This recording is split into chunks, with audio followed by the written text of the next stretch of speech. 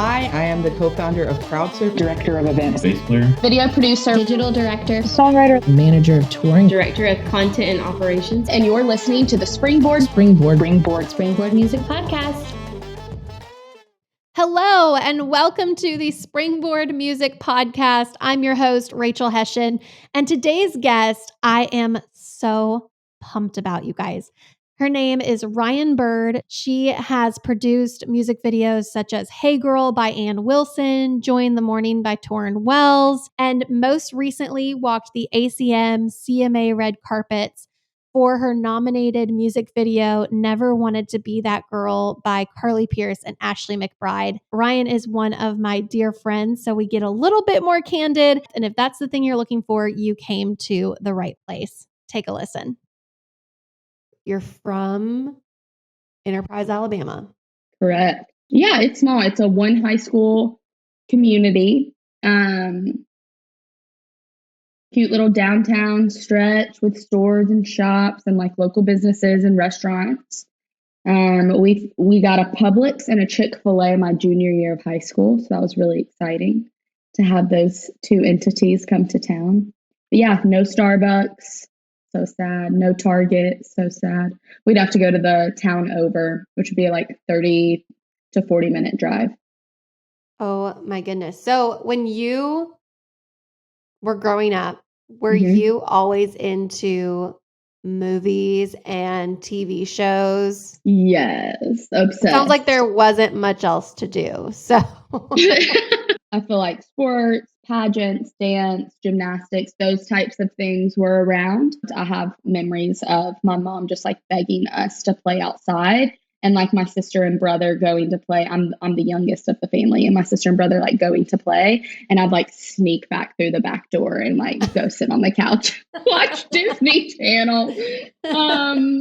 So yes, I've absolutely always been interested. But I think while I was younger, I just never thought I just didn't think that was a possible career thing to do, would be a part of the making of movies and television, even though I really loved it. So I kind of took more of a theater performance route, which then ultimately led me to being behind the scenes. But yeah, I think for a long time, I thought I was going to be the star of a show forever. Hey, it's not too late. Every show needs a mom and a grandma. That's what I tell myself. I think about that all the time. Or like all these beautiful women who are, in their 60s to 80s that are on these awesome TV shows or movies. I'm like, I've never seen her before. I think the same thing. I'm like, that could be me. Yeah, that could be me. Like a couple decades. We should do that. What if that's what we do when we retire, Rachel? We become like elderly actresses. Absolutely. We get an agent and just but we only take jobs together. I'm in. We will be like the cranky, like elderly neighbors, like the widowed neighbors that live together. Perfect. Golden Girls. That's right. I don't want anybody to steal this idea. You heard it here. So what you said, Disney Channel, what were you, what shows, what movies, what did you love? What wasn't I watching and loving? I mean, I sincerely anything that the Disney Channel produced, I was watching. Loved me some Lizzie McGuire. I loved that. So Raven, like I loved all of that. But it probably wasn't until truly High School Musical, like when that came out. There would be, I just remember after we had a slumber party at my house, we had to watch it, of course. And that was so fun. I was just obsessed with it. And then when it came out on DVD, a special features behind the scenes look of like how the director made the movie and all the choreography was on the DVD. So you had to buy the DVD in order to watch those things. And I mean, I was like, Mom, we've got to go to Walmart right now. Like, I've got to get that DVD. So as I look back at my life, absolutely, I have always been intrigued by the way something worked. But I do think at a younger age, I might have been more intrigued because I wanted to see Zac Efron in the behind the scenes. Like who didn't want to see Zac Efron? Totally. I think that probably has something to do with it. Seeing a person be who they were versus who their character was has always been very intriguing to me. And like to this day, I listen to podcasts with actors and I am so intrigued by the actor's process and storytelling as a whole, but obviously how actors bring stories to life has always been really cool to me.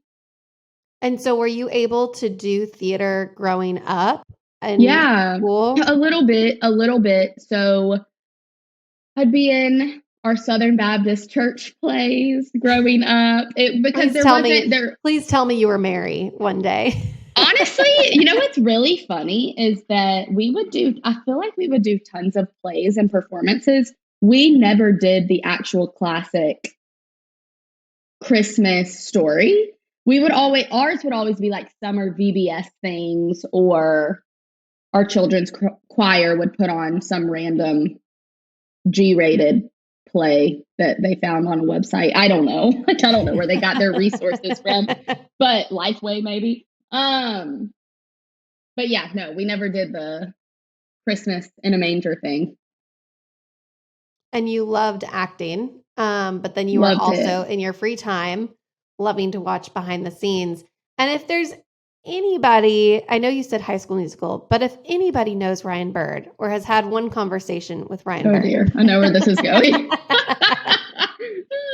They know that she loves One Tree Hill.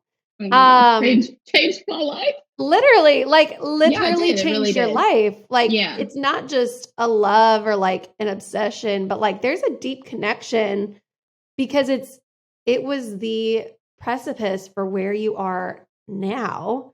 Yeah, it was definitely the catalyst for sure. Yeah, it did. It made it feel, and to your previous question, did I do theater? Yes, I did theater. There wasn't room for theater until about middle school. It just wasn't offered. So I'd go and do some things in other towns over that had bigger theater departments. So, that was my trajectory. Like, that's what I thought I was going to do. And I thought I'd go to college for theater.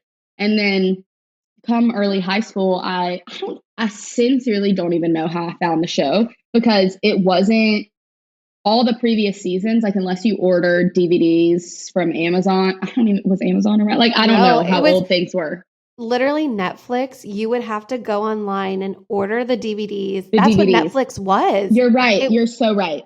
I remember you had that. to get them shipped to you to watch for like 7 days. And this is even before that. Like, this is, maybe I got them through Walmart. Like, I have no idea. Maybe you went to like because they weren't on. I don't know. Maybe. I don't know. But honestly, I think I got them online illegally. Like, I probably just like typed in websites and was like, episode 1.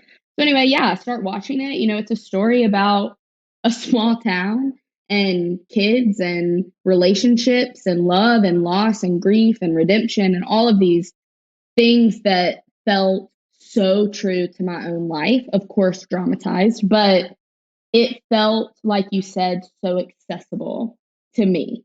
Not only, hey, I can make this, but clearly there's a love for this type of content, right? This small town. It felt so close to home. And I think from there, what I love the most about One Tree Hill was how their like opening montages and then their closing montages would always have these very intense voiceovers of poetry or of, I don't know, just something really deep that a character would read that would tie the theme of the episode together. And I remember after watching One Tree Hill, I dabble in screenwriting on my Word document, like nothing serious. So you would write your own shows? Yeah. And I mean, yes, I would.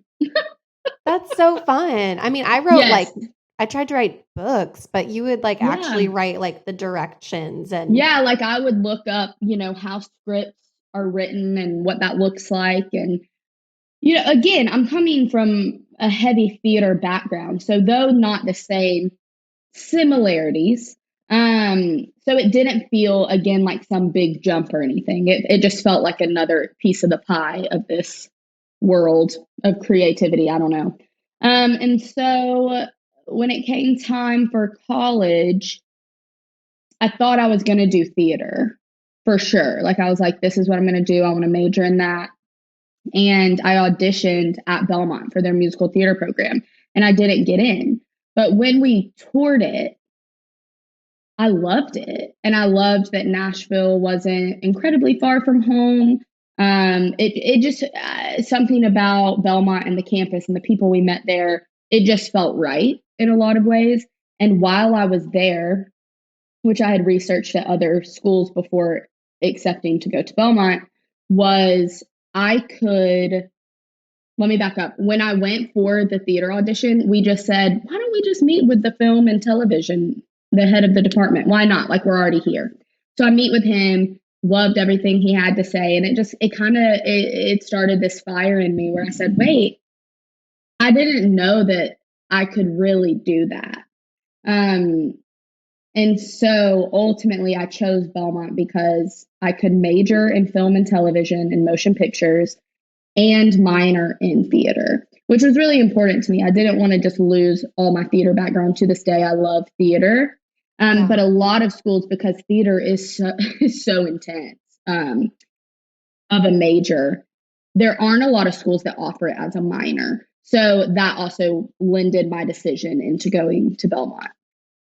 That is so cool. I did not know that you auditioned for the musical theater department, didn't get in, and just on a whim, you were like, well, let's just meet with this person and see. Yeah, and it's why cool not? because like it's something that you love. So at the very least, you're going to hear from somebody who knows more about or is like just as passionate about something as you are. Yeah. But then you decided to change course. Mm-hmm. Yeah. And I mean, I definitely think that for me, faith is a big element, and the Lord came to play in that. I mean, he rerouted me, because a lot of people that want to go into musical theater, you know, they go to these huge convention type things and they audition for tons of schools at the same time. I literally only auditioned at Belmont. So clearly somewhere in me, it wasn't a desire, or it wasn't the Lord's plan for my life. Or I feel like I would have given it more of a shot, you know? So it makes total sense. It's like cool how the Lord intervened, and maybe musical theater is what got me to Belmont, but like what kept me was the film program. Why Belmont for musical theater? I know you said it's not far from home, but like, they just have a wonderful musical theater program. A lot of people don't know that. Yeah, a lot of people don't know that. Cool. It was a really good one, and again loved the idea of being in Nashville. Knew right after high school I didn't want to do the New York or LA thing, so it just felt like a middle ground in a lot of ways. Yeah. When you were watching One Tree Hill, being a producer was not on the horizon yet? No. Yeah. Okay. So then you go to college. You're in the film and TV major, theater minor. When did it click for you? When you were in that major, what did you think you were going to be a screenwriter, or like what was the dream at that point? Yes. I mean, I think that I thought I wanted to be a writer, but I think that I was so naive. Like, I didn't know what roles were. Like, I didn't know that a writer wasn't. And also, we're living in a world now where all the roles are crossed and it's not as black and white, which is super cool. But I think I thought I was going to be a writer, director, showrunner, Shonda Rhimes kind of girl. Queen. And so that's a great question. I've been asked that question before. So as you're in the film program, at least with Belmont, I mean, the goal is to just start making stuff. And, you know, they have all the gear, they have all the equipment. So it's to get a script ready to go, and then you go out there and you make it. Well, I kind of producing kind of chose me because as the years went on in school, I just realized the skill set that I had. I never realized that other people didn't have that skill set. And I know that sounds kind of silly to think, but I just didn't. Like, where my skill sets lied, I just thought that I don't know, thought everyone could do that. I thought everyone could plan something or schedule something or budget something or lead a meeting or a team. You know, I just thought those were very normal things. What's so special about me or special about that role? And it just started by, I produced one of my friends. We called them production ones. It was just kind of the first short film that you make in school. And sincerely from there, I did like 1,000 other people's. So it kind of happened upon me because my skill set fit the role of what a producer is and what a producer does. And then while I was operating in those, I realized what I love about producing is that a producer gets to see a project from the very, very beginning to the very, very end. Of course, depending on what the project is, but I love that. I love having my hands in all parts of production, especially in the pre-production when you're conceptualizing the script or you're working with the writer and giving notes and just dreaming things up together and helping. I just love that. And then bringing that writer or director's vision to life. Like I get to help do that and facilitate that and figure out, okay, you say you want a huge scene with cars and a fire and an explosion, but have you thought about how we're actually and financially and logistically going to do that? Because I got to think about that now. Yeah. Yeah. Well, so I have so many questions because this was not my world in the industry. My first question is like producer. I think that's a really, people hear it all the time. Nobody understands what that is. Nobody.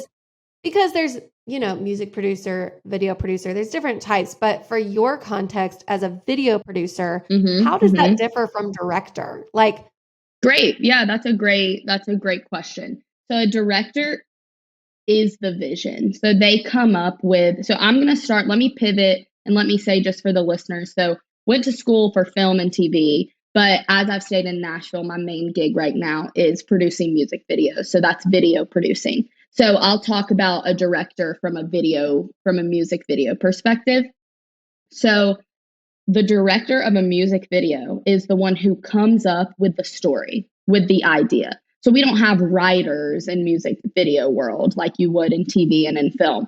So the director is somewhat the writer as well. So they come up with what we call in our industry a treatment, which is basically a PowerPoint or slideshow of their idea for the video. Okay. So that's going to have some writing in it. That's going to tell us what journey you're going to take us on in this video. And then it's also going to hold a lot of images for the style that you want it to be.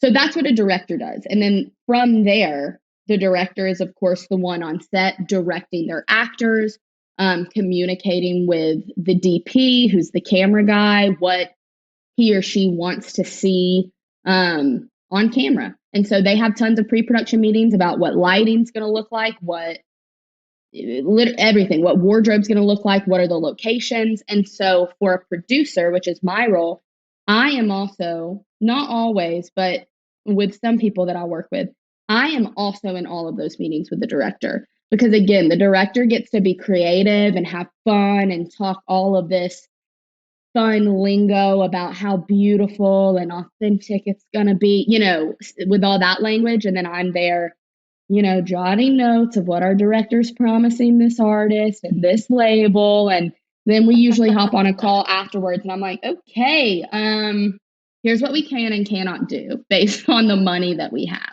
So I get to be bad cop a lot of times, which is my least favorite part of my job. But as a whole, a producer, it's in the word. And that's why I think people get confused because there's so many, you're right, there are so many different types of producers, but a producer produces the product.